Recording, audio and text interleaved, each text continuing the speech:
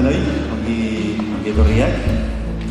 Urolardiko energia planaren barnean kokatzen dira egunotan egiten ari garen energia jardunaldi hauek.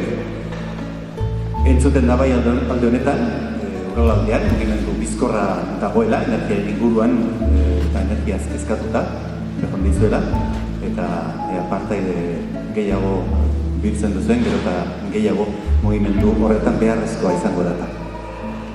Gutxi gora bera, badakizue gaurko saioan, nondik nora joango den, eredu energetiko berriak, jarri zaio izenburua, eta partaide eta ondorengo solaskide, zuekin batera, ondorengo hiru lagun hauek, hasieran bertan aurkeztuko dizkizuet, eta gero nor bere saioari egingo dio. Lehenik, Aitor Urresti, eskuinean dagoena, ez dakit saltsa askotako perejila den, edo plater askotako trontzoa, hemen esaten den bezala, zuk hori berba ez duzu zagutuko. Irakaslea, energia berriztagarrietako ingenieritza graduan ibarren, ekuoko ekintzailea, eta eredu energetiko berri baten aldeko plataformako kidea, eta alde honetatik mintzatuko zaigu gaurko honetan. Erdian, Olatza Zurtza, Goiener, argindar merkaturatzaile kooperatibaren ordezkari arituko zaigu. Unibertsitate irakaslea, ingeniaritza elektrikoan, lehen behin makina termikoen berri irakasten zuena, eta broma erraz jarrita, berare makina bat, eta elektrizantea. Eta Xabier Zubialde, gizon lasaia, Nafarra, Azimut enpresan aritzen dena, sustrai eraikuntzen ari dena, eta energia berriztagarrien alorreko aditu eta ikerlaria. Hiru lagun hauek izango ditugu gaur solaskide, nork bere saioa egingo du. Bakoitzak 15 minutu, hortik aurrera ez diren luzatzen, ze luzatzen diren neurrien gure atentzio almena ere pixten guten da. Beraz, hor nunbait mugatu gintezken.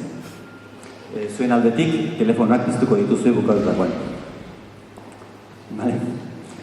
Eta besterik ez, Aitor Urrestiri emango dugu hitza. Prestatzen daren aurkezpena, bien bitartean, eskerrak emotia gaur onaino urbildu zarionei, eta esan bezala, nik azkenen ez dakit zena zen perejila edo trontzua hortzan kortanen nazartuko, baina negia da, hainbat eta hainbat gauza desberdinetan aritu nazala, ez? Hortze astu da bezanetik, fraginez plataformetan baita ere egon naz, beraz, ia da netaik egin dut azken urteetan.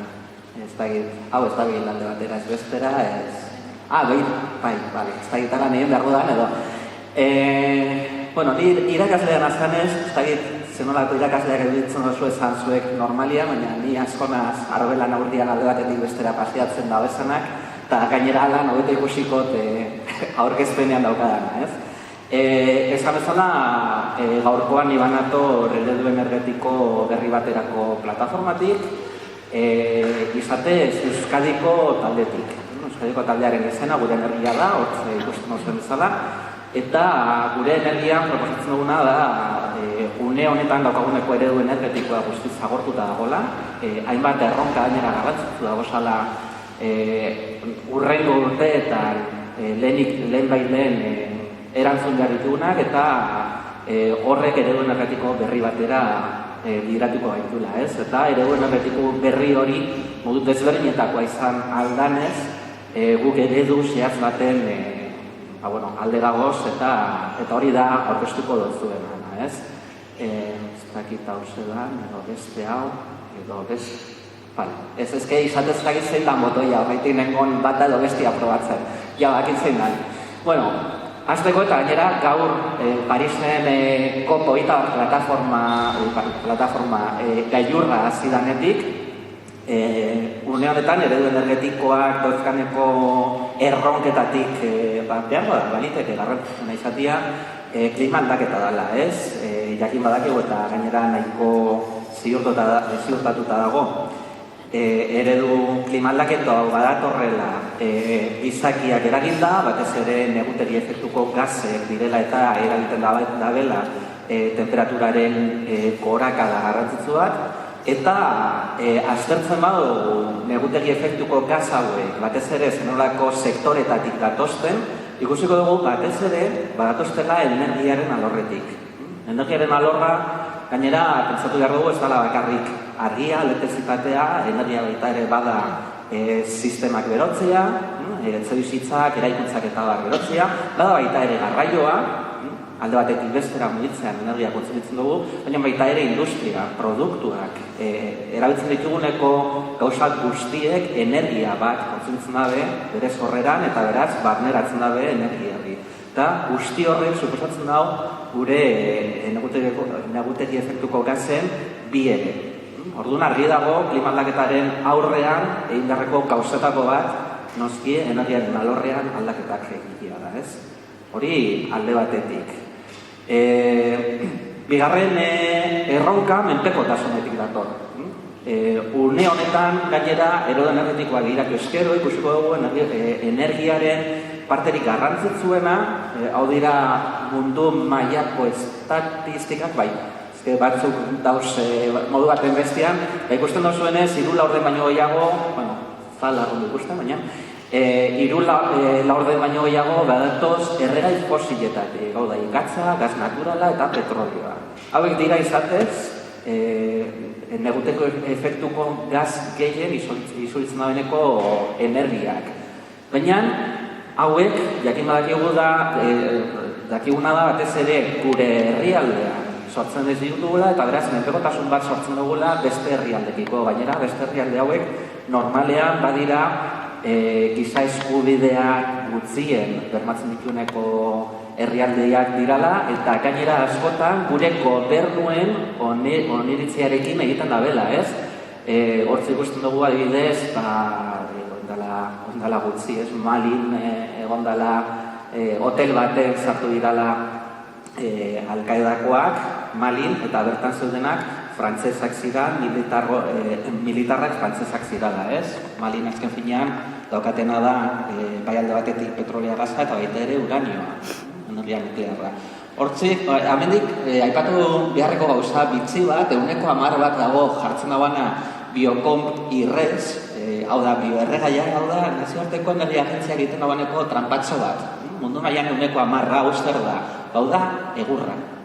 Bioerregai bezala sartzen dago alako gauza tekniko bat izango galitz bezala, energiaren, hau da, berriztagarriak diratu eskero, berriztagarritzak hartzen ditugunak, dira horre 2 bat hidraulika dana, eta gero 1 bata besteak, eta hor dago guzti energia, eolika eta beste guzti hauek. Hau da, karriko 3 mundu mailan. Bestalde, erabiltzen dituguneko energiaren 3 laurden horietatik, hau da, erregai fosilak, beste 5% nuklearra dela agortzea daude. Datuak desberdinak dira, eta izatez azken urtean, pizkat joera aldatzen dagoela badirudi, baina argi dago naiz eta pizkat aldatzen da datuak larri aldatuko ez dirala. Hau dira 2011ko datuekin, 2013an atarata, 2011ko datuekin petrolioa adibidez bagenukan bakarrik 40 urtetarako. 40 urtetan amaituko zala. Oin, esan bezala azken urtean erreserba gehiago atara dira, baina gehienez 50 urtetara jungo gara. Eta petrolioa bada izatez kontsumitzen duguneko energiaren parte garrantzitsu bat. Baina hartzen badugu gaz naturala, gaz naturalean 50 urtetan gabiltz, petrolioa hartzekotan, jongo ginak aipakatu petrolioa, nuklear hartzekotan, eta hemen bai datuak asko aldatzen dikala segun eta zera betzen dugu, baina gutzi dora era 50 urtetarako. Beraz, argi dago, hurrengo belaunaldietan, une honetan kontsumitzen duguneko energia, ezin izango dugula kontsumitu. Horra aldaketa garrantzitsu bat hartatu behar izango da. Eta pentsatu behar dugu, petroliotik adibidez, eolikara pasatzea, ez dala entzuntzea alde batetik bestera aldatzea. Besteak beste adibidez, garraioa aldatu behar dugulako, eta garraioa aldatzeko kotzeak, kamioiak eta bar aldatu behar ditugu, eta hortarako materialak behar ditugu baita ere, eta materialak baita ere agortzen daude. Beraz, arazo ez da hain arazo erraz askotan pentsatzen dugun bezala, ez? Bestalde, ea lortzen doan, ez da hona joangoan, urrengoa, bale, banaketa. Eta kasu honetan ja, banaketan egin inguruan, itzeinten dugunean, pentsatu behar dugu gainera, mundu mailean zenolako injustizia gertatzen ari dira.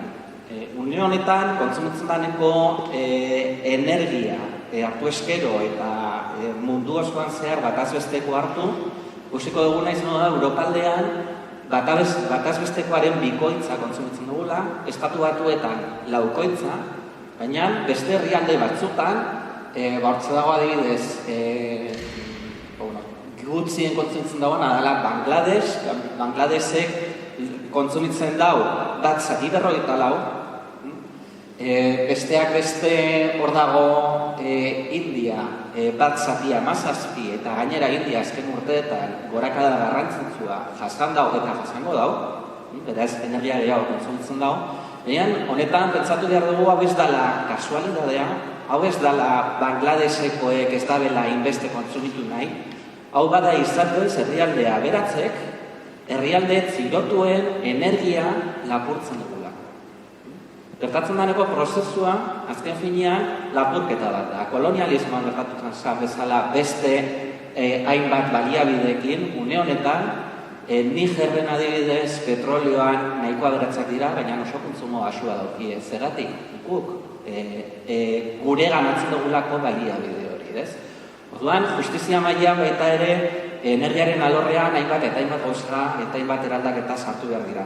Honen inguruan, kontutan hartu behar dugu gainera, banaketa arazo ez dela gertatzen bakarrik mundu mailan, baita ere, gure gizartean baita ere, txirotasunaren inguruan, energiak baita ere garrantzia dauka, eta hor daukagu pobrezia energetikoaren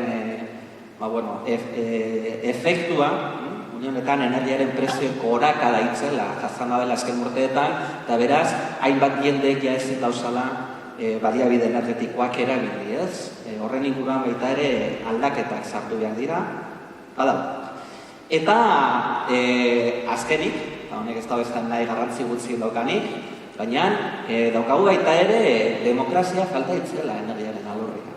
Eta demokrazia falta itzel hori badator izatez, energia baliabide bezala boterea delako, eta botere hau esku gutxi batzutan eukitzeak, oligopolio baten eskuetan egoteak, suposatzen dau, botere honek indar asko sortzen dauala gobernuetan, erakundeetan. Hemen sortzen da ate birakorren prozesu hau ez, zelatan politiko asko bere kargo usten da benean enpresa energetiko batera pasatzen dira eta baita ere alderantziz gertatzen da. Enpresa energetikoetan lan egiten dabiltzanak gero politikara pasatzen dirala. Hemen daukaguz batzuk, estatu mailakoak, baina hortze daukagu euskaldun bezala, zelan ez, alderdiko norbait, Josu Jon Imaz, pasauzala Petronorrera eta orain Repsolen dago. Goraka junda eta hau ez da kasualidadea, hau ez da politiko hauek energiaren inguruan asko dakitela, baizik eta asko dakite botereaz, eta asko dakite boterearen inguruan zela mugidu behar diran, eta non presionatu berdaben legeak eta beraien modura eraldatzeko. Orduan, demokrazia falta nabarmena dago energiaren alorrean, eta guk baita ere erabakitzeko eskubidea gure burujabetza bermatzeko, erabakitzeko eskubidea baita ere energiaren alorrean eskatu beharra daukagu, ez? Hau dela eta zeintzuk dira gure proposamenak. Gure eredu energetikoa batez ere lau oinarrituta dago. Alde batetik energiaren aurreztea. Argi daukagu, arazoetako bat, badatorrela, ez bakarrik kontsumitzen dugun energia zenolakoa dan hortatik, baizik eta zenbat energia kontsumitzen dugun. Eta gure buruan, badago olako ideia bat, esaten dagoena, gero eta aberatzagoak garen bitartean energia gehiago kontsumitu beharko dugula, eta alderantziz beraz, aberatzagoak izateko energia kontsumitu behar dugula. Bueno, aberastasuna modu simple baten neurtu eskero, produktu gordinaren arabera, hortze bai, ikusten dela nahiko nabarmenean, zenbat, zelan, gizarte batek gero eta gehiago kontsumitu, baita ere energia gehiago kontsumitzen dagoela. Bale, ondo. Baina, gure ongizatearen inguruan neurtu eskero, eta hor daukagu IDH, Índice de Desarrollo Humano, gizarte garapeneko indizea, honek neurtzen dago, aberastasunaz aparte, baita ere osasuna eta hezkuntza. Horren arabera, biratzen dozue, ikusiko dozue zelan kontsumoa dala horizontalean daukagu. Gero eta eskumarago junez gero, gehiago kontsumitu, bai indizea gorantzagoaztela, baina entzun daune bat, zeinean, gehiago kontsumitu, ez daukala zerikusirik gorago da ongizate gehiago egitzearekin. Vale? Entzun daune bat, zeinean, gehiago kontsumitzeak ez dau suposatzen gure bizimodua hobetzen danik. Beraz, ideia hori apuntu behar dugu. Gutxiago kontsumitzeak ez dago esan nahi gure bizi modua txarragoa izango danik. Denik eta hori. Baina nadan, eta argi dago, ikusten badago zenolako kontsumoa daukagun une honetan eta gizarteak zenbat sortzen dagoan urtero, gizarteak planetak, ikusiko dugu nahiko ez daukagula. Beraz, energia horreztu behar dago. Bigarrenez, eraginkortasuna. Gure kontsumoa murriztu behar dugun bide beretik, gainera, kontsumitzen duguneko energi gutxiago horrek, alik eta modu onenean kontsumitu beharko dugu, hau da. Alik eta energia galera gutxien eukitzia. Hori da eraginkortasuna. Eta zehozegatik jarri dut hemen etxe bat eta zertifikazio energetikoko txartentz hori, une honetan, gure inguruan, asko kontsumitzen dagoeneko elementu bat, guk gizarte bezala da, bakotzak, gure etxeak dira. Gure etxeak nahiko kalitate basukoak dira, gehienak Euskal Herrian gutxi gora etxe bizitzen uneko 50, 1980 baino lehenago egindakoak dira, eta horrek suposatzen dago, arau energetikorik gabe gaikitako etxe bizitzak dira, eta beraz, modu nabarmenean kontsumitzen da bela. Kontsumo hori asko jaisteko moduak badagoz, eta besteak beste, ohitura aldaketak, nahiko murrizten garrantzitsua sortzen da benak. Hirugarrena energia berriztagarriak. Energia berriztagarriak zegatik, energia berriztagarriak hasteko bertan sortutakoak izan giralako, eta beraz menpekotasunan arazoak entzen dugu alde batetik, gainera bertan sortutakoak direnean, sortzen diren lekutik kontsumora distantzi gutxi dago, eta beraz sare elektrikoan eta sare termikotan, olakoak egin beharko ditugula baita ere, galerak murrizten dira nabarmen. Une honetan estatuko sare elektrikoak energiaren 10% galtzen dago. Hori bakarrik kentzea, ja suposatzen dago horrezte garrantzitsu bat, ez? Orduan hori alde batetik, menpekotasuna jaisten dago baita ere, eta gainera gutzaura gutxiago daukielako. Beraz, baita ere klima aldaketaren arazoarekin hobekuntza bat eukiko genuken, eta energia berriztagarri hauek egon behar dira herritarroen eskuetan. Azken da. Herritarroaren eskuetan egon behar dago. Zeatik, ezin dugu mantendu oinarte egondaneko eredu energetikoa, zeinak energia baliabide garrantzitsu bat bezala, oinarrizko baliabide bezala, gutxi batzuren eskuetan dagoen. Horrek suposatzen dago legeak eta gutxi horren eskuetan egon girala. Demokrazia den nahi badugu, gure energiaren inguruan erabakitzeko eskubidea nahi badugu, orduan gure eskuetan egon beharko dago baita ere energia. Gainera, energia berriztagarriek hau albideratzen dabe. Zeatik, energia berriztagarriek baita ere potentzio oso txikitan, instalazio txikitan, bakotzak bere etxean, eukiditzateneko instalazioetan egin daiteke, eta beraz posibilidade hau albideratzen dabe. Energia nuklearra adibidez, bakarrik instalazioa handietan egon diteke, inbertzioak itzelak dira, eta beraz, enpresa gutxi batzuk aurrera eroateko gaitasuna daukie. Beraz, eredu energetiko berri hau egon beharko dago baita ere herritarroen eskuetan. Eta, honeaz, gaizki ez banabil, amaitu da nire aurkezpena, beraz orain... Olatz Azurtzaren txanda, Goienerren aldetik mintzatuko zaigu. Arratsaldeon, mila esker iraurri berritzeni, onera gu gonbidatzeagatik.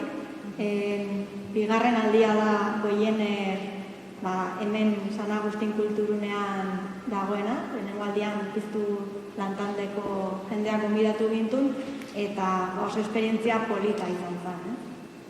Bueno, gaur esan didatena Goiener zer da aurkeztea izan du da. Eta pixka bat, Aitorrek azaldu duenaren arabera, energiaren demokratizazio bat gertatzeko beharrezkoa da hiritarrei eskumena ematea hartzen dira erabakitan. Eta nola gertatu liteke hori? Bueno, nik galdetzen badizuet hemen, zein dago hemen Garoña irekitzearen alde eta zein itxita mantentzearen alde. Bakoitzak bere erantzuna izango du, ez? Baina erantzun hori gero praktikan nola eraman dezakegu aurrera. Gure iritzi hori edo gure erabaki horrekin zerbait egin dezakegu. Gaur egungo sistema energetikoan, Aitorrek esan duen bezala, ez. Guk argindarra erosiko genuke, eta orain arte ez zitzaigun esaten argindar hori nondik zetorren, ez zitzaigun esaten batzuen edo besteen aldetikan erosi genezake. Orduan, Goiener sortzen da jendeari aukera emateko energia berriztagarriak utxutxean kontsumitzeko, argindarra erosterakoan. Eta hori taldean antolatuz egiteko helburuarekin. Aitorrek esan duen bezala, energia oinarrizko lehengai bat da, eta hiritarrok lortu behar dugu bere jabegoa edo bere kontrola. Orduan, kontsumoa egiterakoan guk erabaki dezakegu ze energia mota kontsumitu nahi dugu eta aukeratu dezakegu zein erosi. Orduan, lehenengo sortu dan egitura izan du da argindarra saltzeko kooperatiba. Bueno, aurkezpenean letrak eta gaztelaniaz daude, bazkaira ekarri ditut, baina itzaldi guztia euskeraz izan da. Ze botoi da? Vale. Bueno, orduan, kooperatiba bat da, hiritarrok osatzen dugu eta irabazi asmori gabe egiten dugu. Urte amaieran gure aktibitate ekonomikoa izaten da merkatutik energia erosi eta energia hori gure kontsumitzaileei, bazkideei saltzen diegu. Orduan, aktibitate ekonomiko hortan izan litezke irabaziak o galerak. Oraingoz, galerak izan ditugu, lehenengo urteetan, normala da, aktibitate konplexua dalako eta ikasten ari gera, ez? Baina, irabaziak izango ditugunean, helburua izango da, diru hori erabiltzea, egitura hobetzeko, zerbitzu hobea eskaintzen jarraitzeko, eta bar. Ez da, inor, hemendikan aberastuko.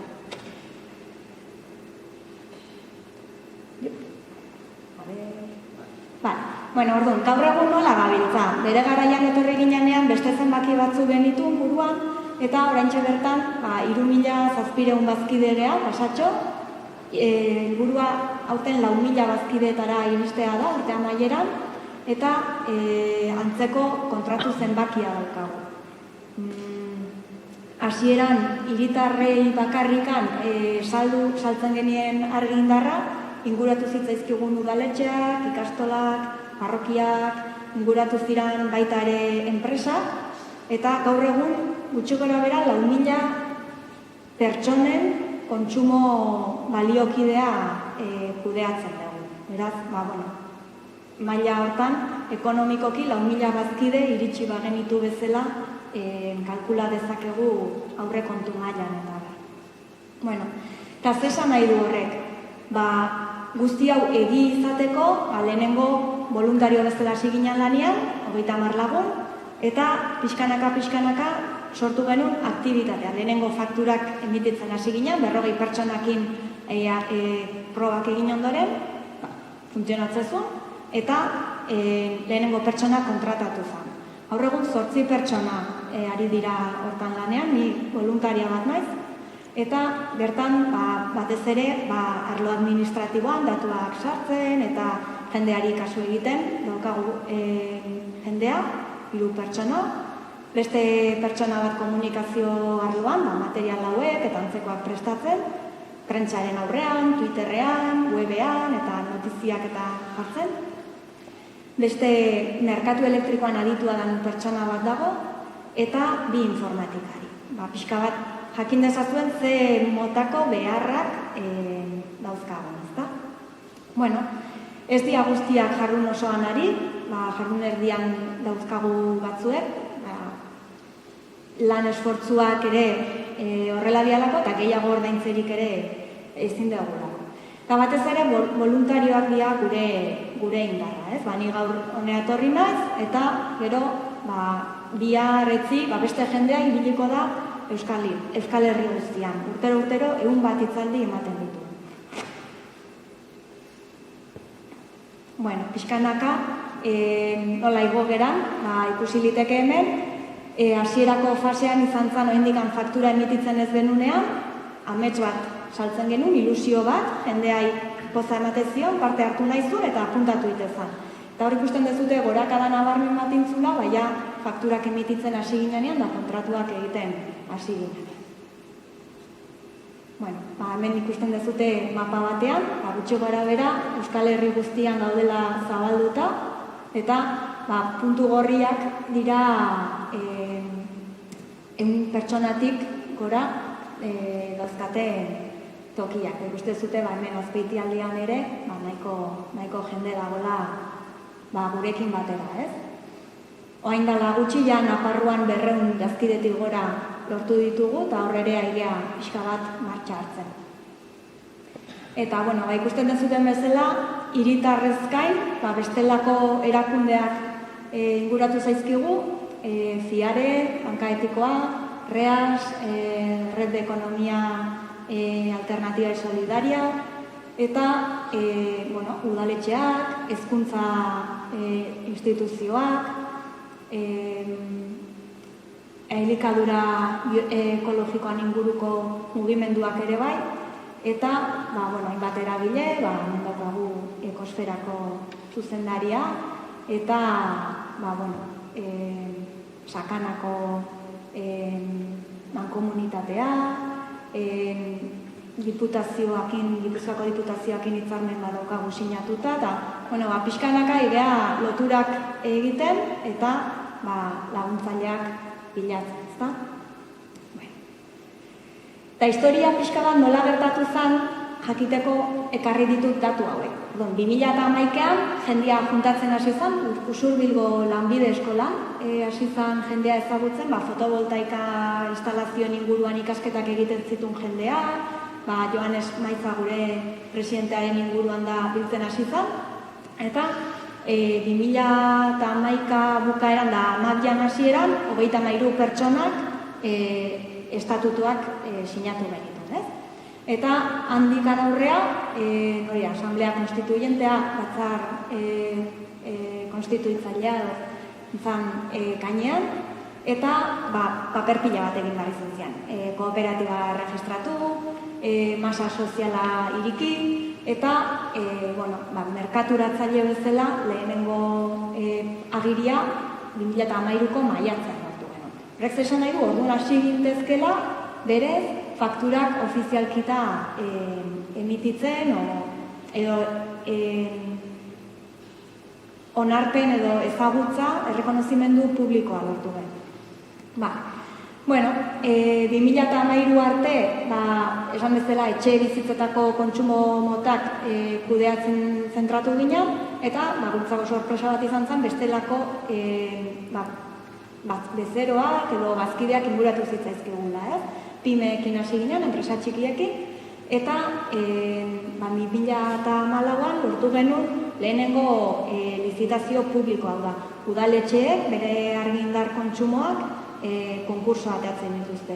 Eta aurkezten dira enpresa desberdinak, eta gu pentsatzen genuen, gu txiki-txikia geha, ez daukagu historiarik, zaila izango da zerbait ateatzea, ez? Zuian izan zen lehiaketa hau eta atera izan.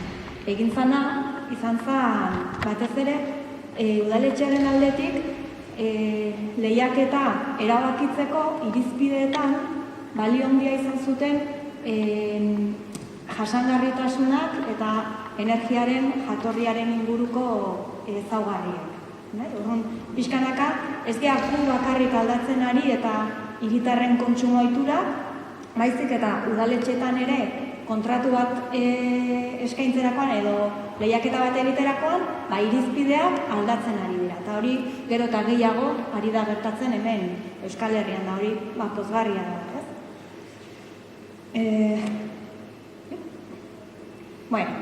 Beraz, martxan darraigu, eredu energetikoa aldatzea da gure helburua, horregatik egiten dugu lan 100% energia berriztagarriakin.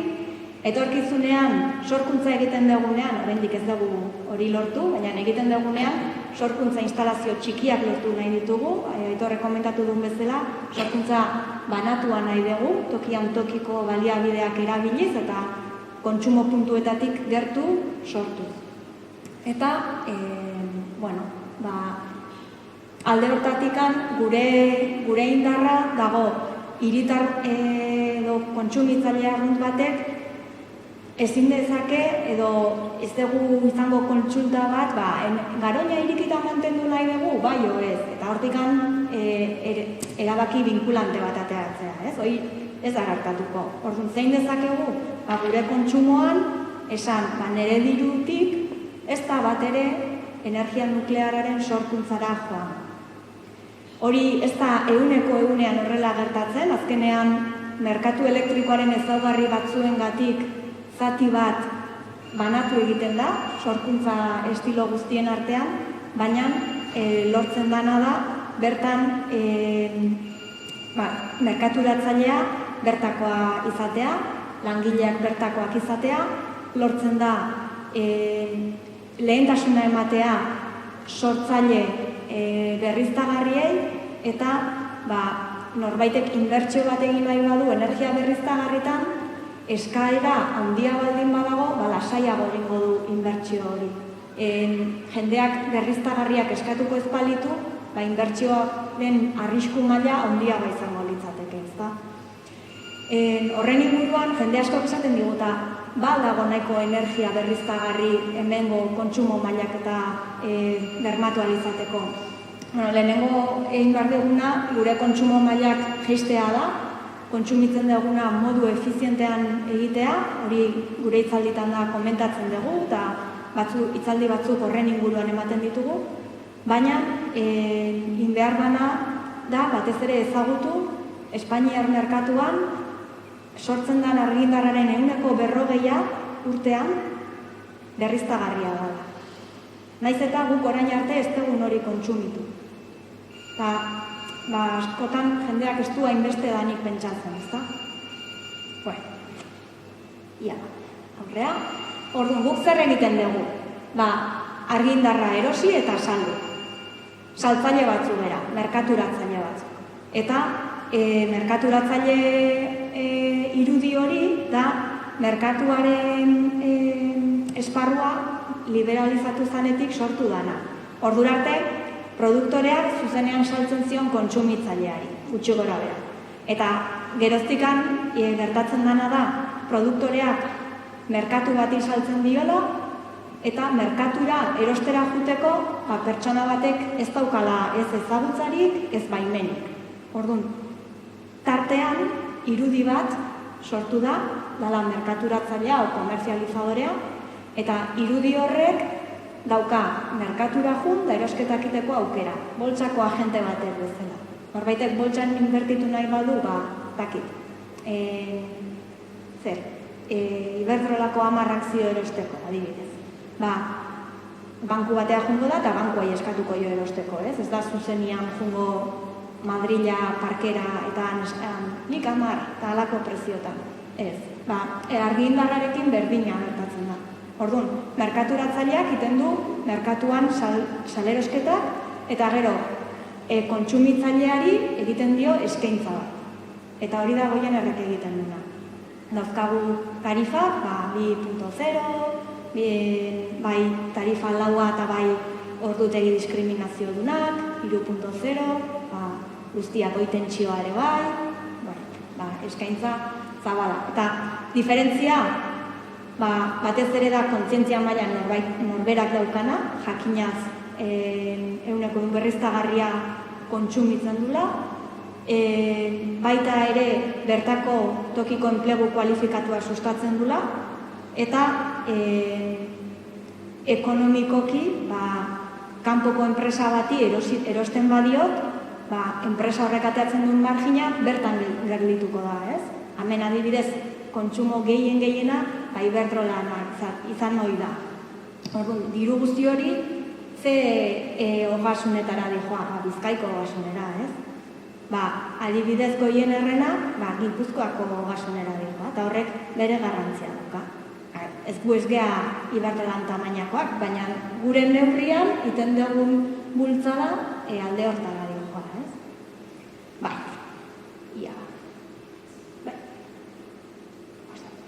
Bueno, orduan, merkaturatzaileen asunto hori zer da? Bueno, hemen dauzkagu, hemen karagian hori da.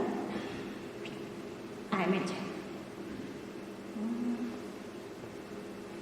Bueno, hor daude ezkerretan sorkuntza egiten dutenak, eskuinetan kontsumitzaileak, eta tartean daude sare batzuk. Eta orain dela hilabete batzuk fakturatan aldatu intzitzaizkigun kontzeptuak. Eta kontuatuko zinaten ordaintzen dugula energiagatik bide ordainsari batzuk, peajes de acceso.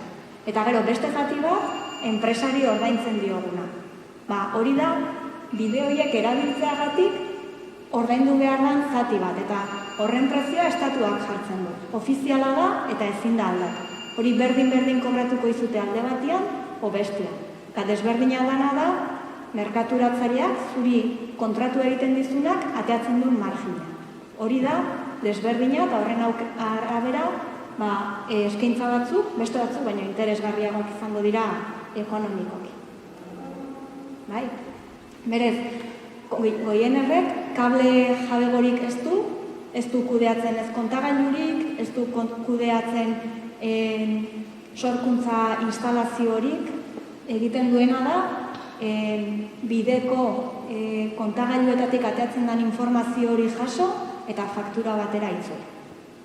Hori da gure lana. Bueno, esan duen bezala, leheno Aitorrek sorkuntza mota batzuk beste batzuk baino garbiagoak dira, gure aukera da, garbienen artean bakarrik kontsumitzea. Eta, hemen ikusi dezakegu, Espainiako eta Euskal Herriko zonalde osoan, Iberdrola dela kableen jabegoa duna, eta bere kudeak eta egiten duna, kontagailu guztiak guk eroste ez baitugu Iberdrolarak dira, eta beak konpontzen ditu, eta Espainiako beste zonaldetan, Endesa, edo Unión Fenosa, eta horiek gabiltza. Segunetan nun gauden, gure kableak horreak konektatuko dira. Enpresa horren kableetara. Hau da pixka bat Goienerren lotura merkatuarekin. Orgoian ematen da lotura hori, eta beste enpresek egiten dute lotura sorkuntza daukatenean beste alderdi ondatik. Azkenean, sorkuntza eta kontsumoan arteko lotura ematen da OMIE izeneko merkatu hortan. Bolsa antzeko hortan. Egunean zehar, dakizuen bezala, energia eskariak aldatu egiten dira, gabez gutxi kontsumitzen da, egunean zehar eguerdian asko, gauetan asko, eta eskariak gora berak ditu nenean, prezioak ere gora berak ditu. Gutxien kontsumitzen danean, merkeen dago argi indarra, eta gehien kontsumitzen danean, garestien. Orduan, merkatuan, egunean, eguneko ordu bakoitzean, prezioa gora edo bera dira. Eta hola erosten du Goienerrek energia.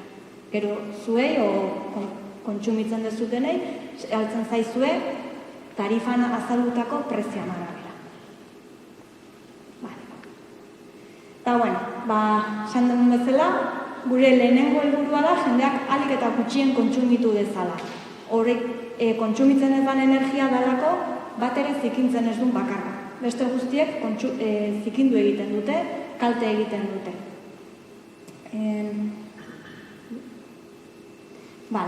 Eta hortarako hitzaldi asko ematen ditugu. Batetik, jendeak jakiteko ze aukera dituen energia kontsumoa gutxitzeko, efizientzia maila hobetzeko, baita ere kontratu bat egiterakoan zer aukera dauden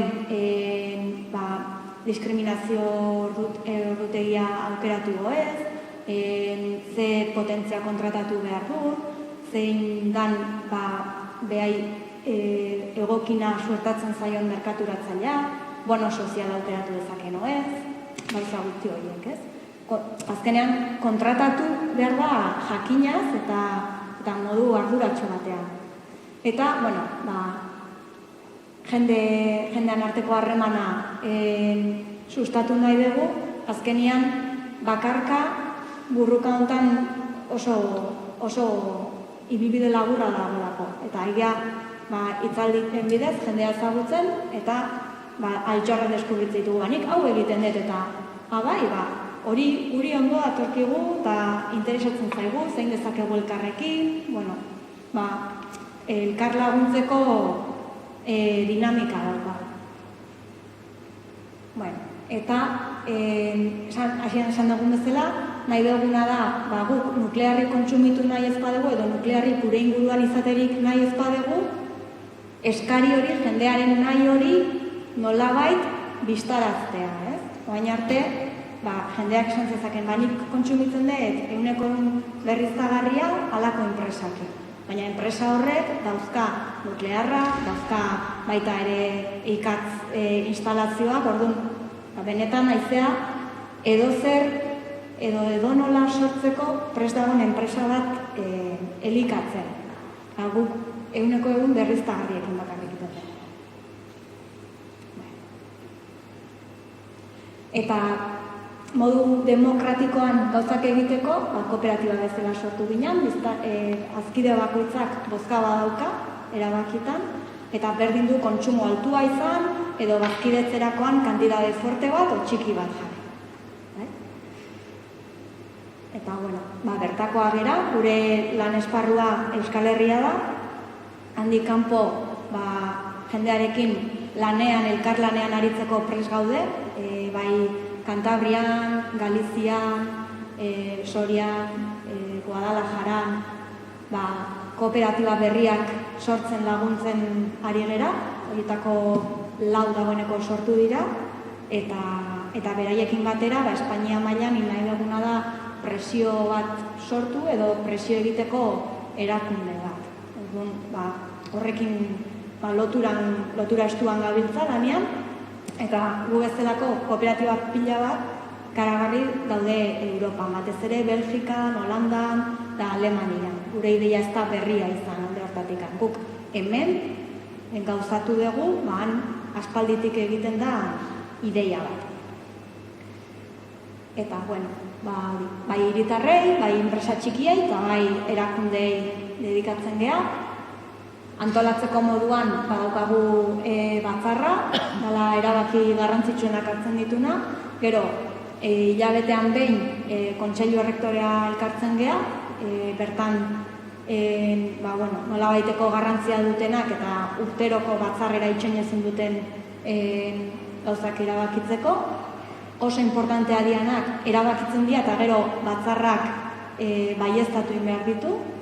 Eta gero eguneroko tasunean gehiago zuzendaritza batzordea dago. Zuzendaritza batzorde horrentzat, aldalanean bertako jendea eta bazkideak.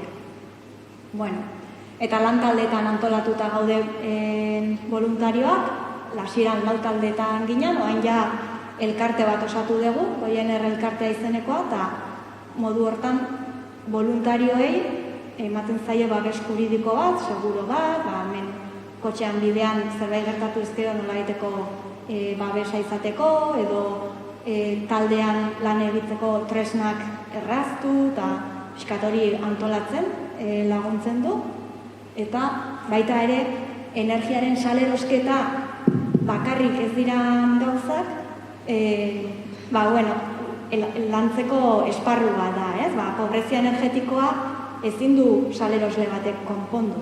Pobrezia energetikoan inbardan lan jendeakin, ez? Orduan, holako gauzak lantzeko daukagu elkartea. Eta, nola intzaitezkete bazkide web horrian, bazkidetzeko klikatzen dezute eta bertan datu batzuk sartu. Eta gero, bertan ere kontratua hain dezakezu. Hasieran, hilabete edo tardatzen zen, baina hobetu dugu arreta emateko telefono gehiago jarri ditugu, telefonoak 9-4 hasten dira, edo 9-100, eta web horriaren bidez ere mekanismoak bizkortu egin dira dexen. Orduan, hori litzateke modua, eta beti eskatu dezakezu proposamen bat, jakiteko ekonomikoki, zenbateko aldaketa izango litzateke. Hau izango litzateke tarifa batzuk, dugu denbora ematen, 5 konpromiso ditugu, parte hartzea, kontzientziatzea, sustatzea, energia berriztagarriak, lortzea helburu bezala jartzen ditugun horiek, eredu energetikoa aldatzea, eta bitartean, irrifarrea, ez galtzea. Orduan, anitzagea, eta eta mila esker, web horria goiener.com da. Eskerrik asko zuri olatz. Xabier Zubeldaren hitza. Arratsaldeon guztioi. Irrifarra batekin hasiko naiz. Ostuta nago eta Xabier Zibaldele garretan naiz eta saiatuko naiz energia berriztagarri buruz iritzi bat ematen, ahots kritiko bat izango dut. Eta bertzaldetik ere hausnarketa bat egingo dut krisi ekonomikoari buruz ere bai. Ikusten dut krisi ekonomikoa eta energia oso lotuta daudelako. Hori azaltzeko, ni energiaren arloan modu praktikoan lan egiten dut, bai? Batzutan buzoarekin eta elektrizitate kableekin lan egiten dut, eta galdarekin, eta orduan zehatuko naiz hausnarketa bat egiten, eta horretarako harrapatuko dut kaso praktiko bat, oso txikia, baina da metafora bezala, bai? Kasu hau azalduko dut, gero zuen iritzi propio bat sortzeko, zure hausnarketa propioa sortzeko, eta publikoan ematen baduzu hausnarketa hori eztabaida bat sortzeko. Dena den, ikustu dut gaurko helburu nagusiena da hori, eztabaida bat sortzea, bai?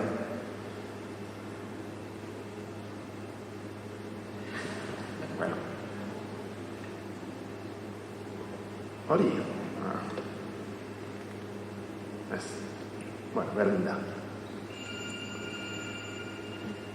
Horretarako, Nafarroan, ni Nafarroatik nator, dagoen, Erriberran dagoen, txerrikume granja bat azalduko dizuet, Patxi eta Pedroren ikuspuntua, bai? Ez, Patxi eta Pedro dira benetazko, bai? Bi gizon, granja hortan lan egiten dutenak, bi autonomo dira, sortu zuten haien lanpostu, eta txerrikume logitzen dituzte, urtero 10.000 txerrikume ateratzen dituzte granjatik, granja intensibo bat da, txerrikumeek jaten dutena ez du elikaduraren usaina, baizik eta farmazia baten usaina, intensibo totala, gaurko, nik esango nuke, gaurko eredu garrunt bat dela, bai?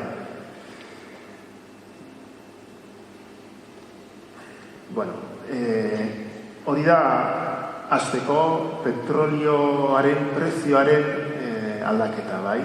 Hor duzue urteak eta prezioa, bai? ikusi alduzue azken urte hauetan gertatu dena prezioarekin. Oso garrantzitsua eta polita da 2005 urtean gertatu zena. Zer gertatu zen? Teorikoki munduan zehar urte hortan hasi zen deitu dena petrolioaren puntu gorena, bai? Petrolioaren krisia esango nuke, bai? Orduan, urte hortan eskatzen zen petrolio erosteko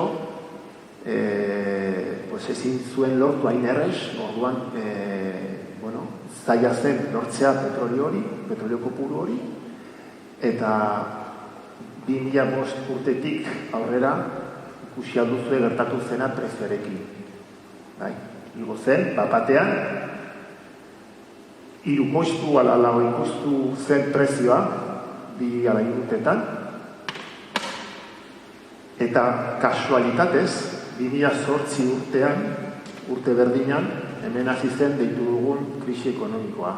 Ze kasualitate, bai? Orduan, denok ikusi duguna azken urtetan, gure etxe bizitzetan, eta kotxeak, gasoina erabiltzeko ikusi dugu prezioa, energiaren prezioa gero eta gehiago izan da. Arrazoi batzuk daude, izan daiteke espekulazioa noski, baina izan daiteke ere bai ikusi duzuena, no? Petrolioren prezioa, bai? Honen ondorioz zer gertatu zen? Bueno, industria batzuetan, industria zehatz batzuetan, bereziki haien koste ekonomikoen artean energia oso garrantzitsua dela, energia asko erabiltzen dutelako, haiek ikusi zuten energiaren prezioa igotzen ari zela, orduan haien koste ekonomikoak igotzen ari zirela, bai. Orduan zer gertatu zen kasu batzuetan, esate baterako, altzairua ekoizteko industrietan, da adibide bat, batzuek erabaki zuten ixtea. Bikoiztu zen, haien koste ekonomikoak energia igotzen ari zelako, bai. Orduan, hasi zen krisi ekonomiko, beste arrazoi batzuk daude, noski, aipatu dudana, lanpostu asko desagertu ziren, bai, langabezia sortu zen, eta klima honen ondorioz denok modu batetik analistetik ere bai mentalizatu gara gauzak aldatzen ari direla eta konturatu gara, baina jaitsi dugu gure kontsumo propioa. Orduan, hor ikusi alduzue Euskal Herri mailan, hor grafiko hortan ikusi alduzue urtez urte izan dugu, denon artean izan dugu kontsumo energetikoa Euskal Herrian, bai? Eta historian beti urtez urte gero eta energia gehiago erabili dugu. Baina, kasualitatez berriro, 2008 urtean hasi zen aldaketa bat. Batean, jendarte izarte honetan, hasi ginen erabiltzen gero eta energia gutxiago. Lantegi batzuk itxi ziren, bai? Lanpostu batzuk desagertu ziren, krisi ekonomikoa, eta ikusi alduzue batean hasi zen kontsumoa jaisten. Orduan, eskerraldean, naiz eta energia berriztagarriak garatu, eraginkortasuna garatu, gobernuek ezakizen bat plan, energiaren planak sortu ziren, ezin genuen lortu helburua, bai, jendarte bezala, bai. Bakarrik krisi ekonomikoak izan da lortu duena, bai. Hori gertatzen ari zen, itzalan da, gure itzala, bai. Pasatuko naiz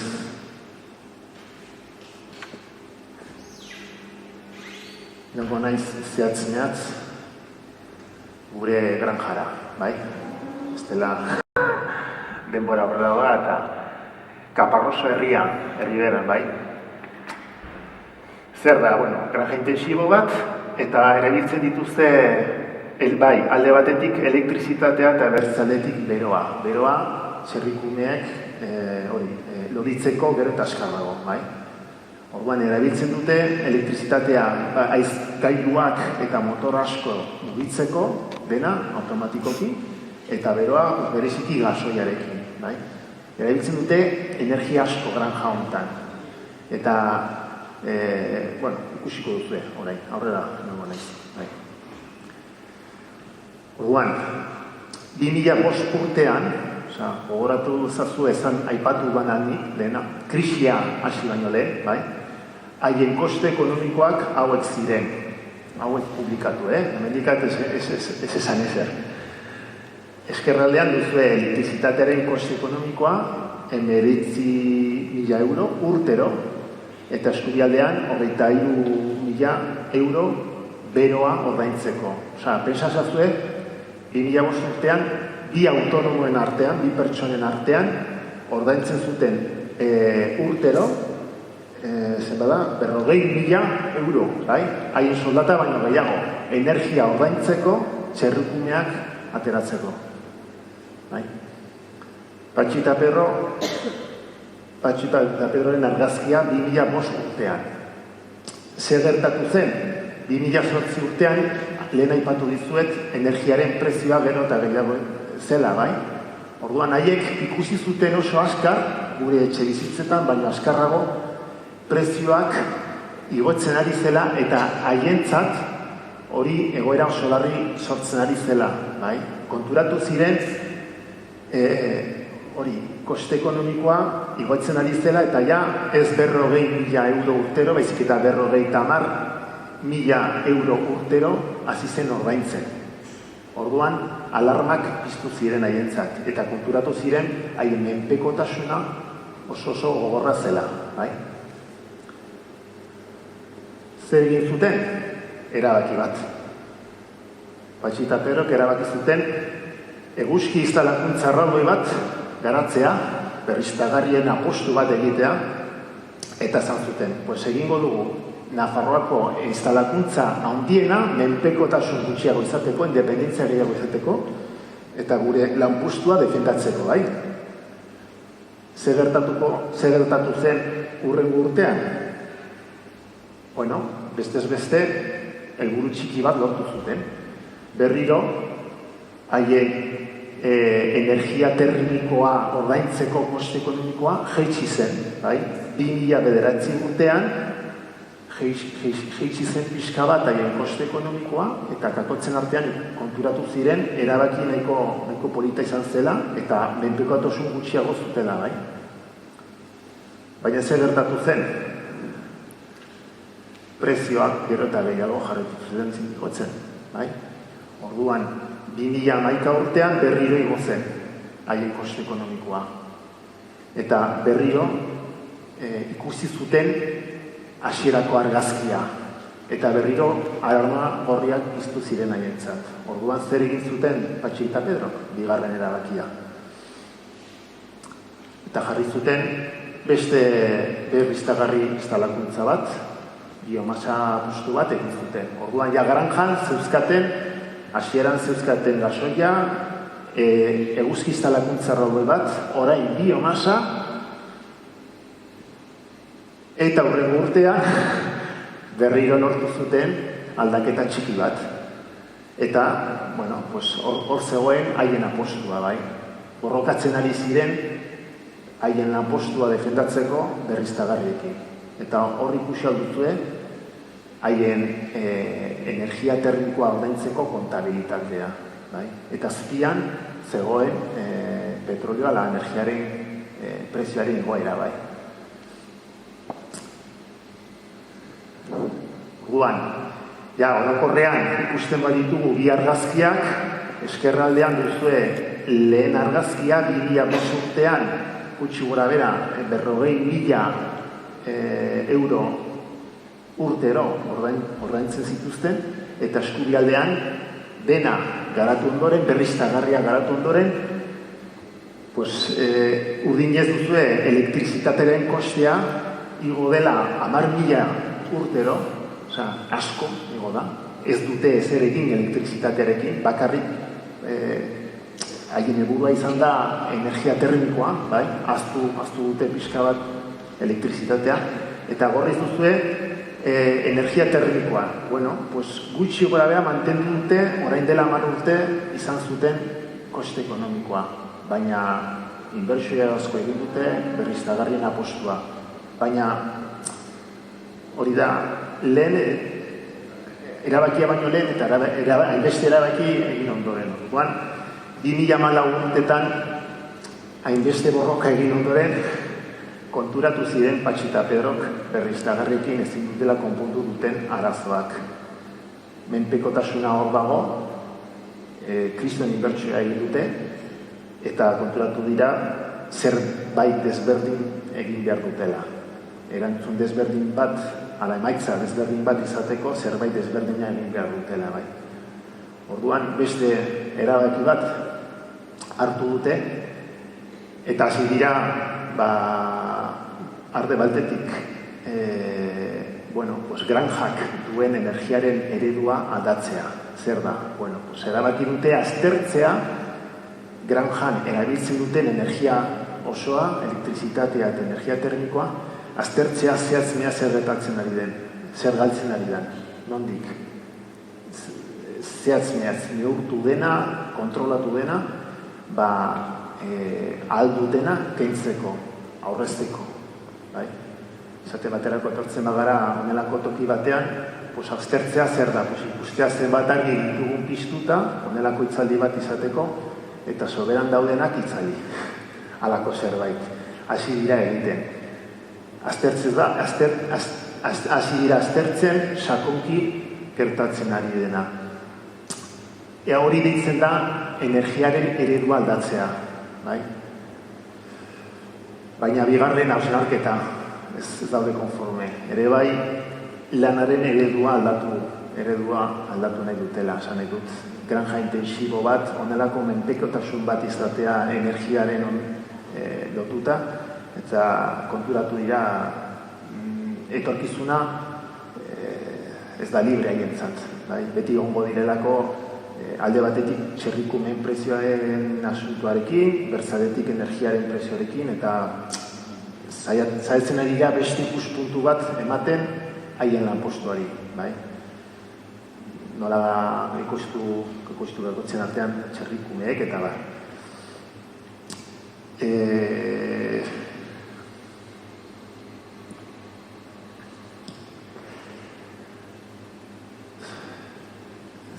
Zer gehiago esan nahi zuen.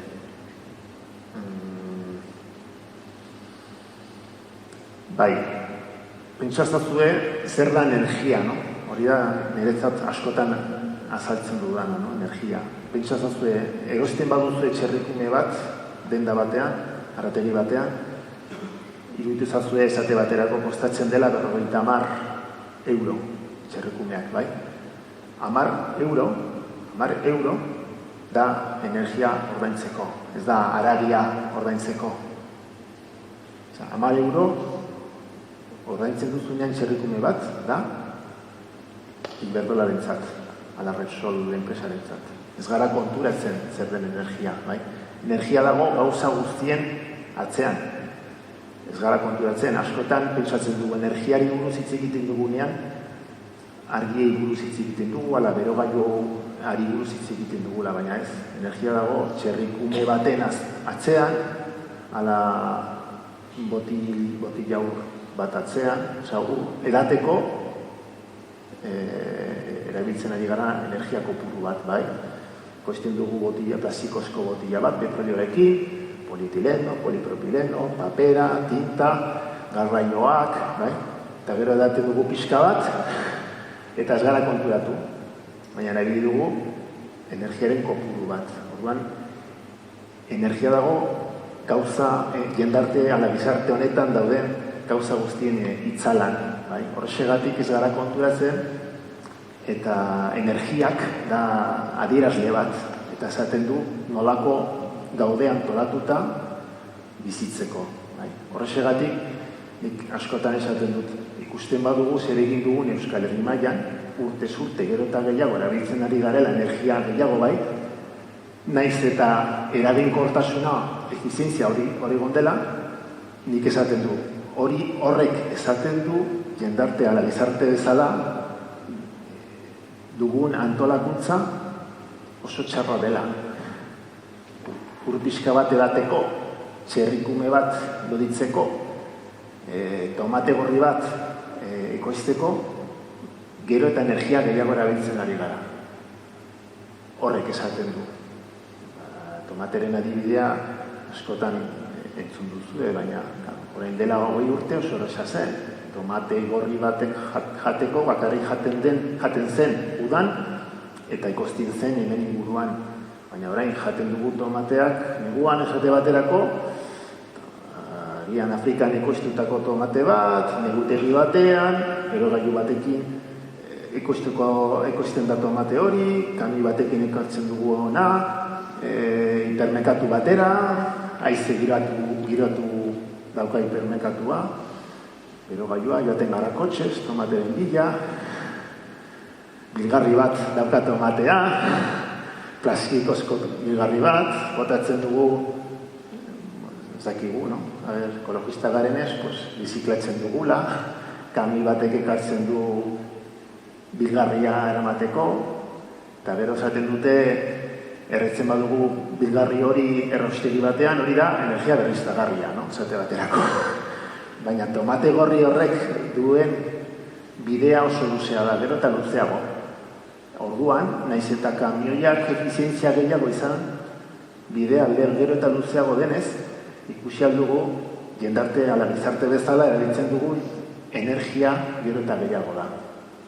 Orduan, energia da jendarte ala gizartearen hitza da, adierazle bat. Eta esaten ari da, oso txarra egiten ari garela, bai. Eta horrexagatik, aipatu dizu pixka bat, granjaren adibidea, bai. Ikusteko, haien hausnarketa, Patxi eta Peroren hausnarketa, haiek konturatu dira, garatu dituzte berriztagarriak, apustu erraude bat egin zuten berriztagarriekin, eta haiek badakite zalantzari gabe ezin dutela konpondu etorkizuna berriztagarriekin. Aldatu behar dutela granjaren eredua. Oso larri haientza da eredu energetikoa aldatzea, horretarako joan nintzen ni, bai, neurtzeko dena. Hori da lehentasuna oraintxe bertan, bai, hurrengo urteetan pasatzeko, baina bigarren helburu bezala eta ja hausnarketa hori egiten ari dira, granja ala kakotzen artean esango nutke jendarte txiki horren eredua aldatu nahi dutela. Eta hasi dira hausnarketan, badakitelako kostatzen dela asko. Eta metaforikoki nik orain ez granjari buruz, baizik eta Euskal Herriari buruz horrelako hausnarketa ziko nintzueke hona aurrean. Berriztagarriak bukatuko dut kritiko izateko ere bai. Nik lan egiten dut berriztagarriekin eta energiaren aurrezpen neurrikin eta lako gauzekin, bai. Baina kritiko naiz eta horrela azaltzen dut. Berriztagarriak badaude mota asko, jasangarriak, ez jasangarriak. Ez dakit, txikiak, erraldoiak, onak, txarrak, publikoak, esku pribatuen daudenak, interesgarriak direla, ala espekulatzeko direnak. Bai, orduan kritiko zaitzen naiz izaten, honelako arlo batean lan egiten dudalako. Eta besterik gabe, bukatu dut eta eskerrik asko.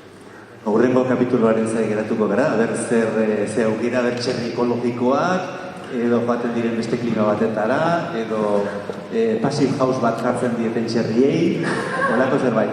Nola nahi ere argi geratu zaidana da, bankuko zuzendaria laguna dutela batxiketa. Finantziazioaren olifikan ere, izango zairen premiak. Bueno, eskerrik asko denoi, eta oso gogoeta interesgarri digu Xabierrek gauza guzti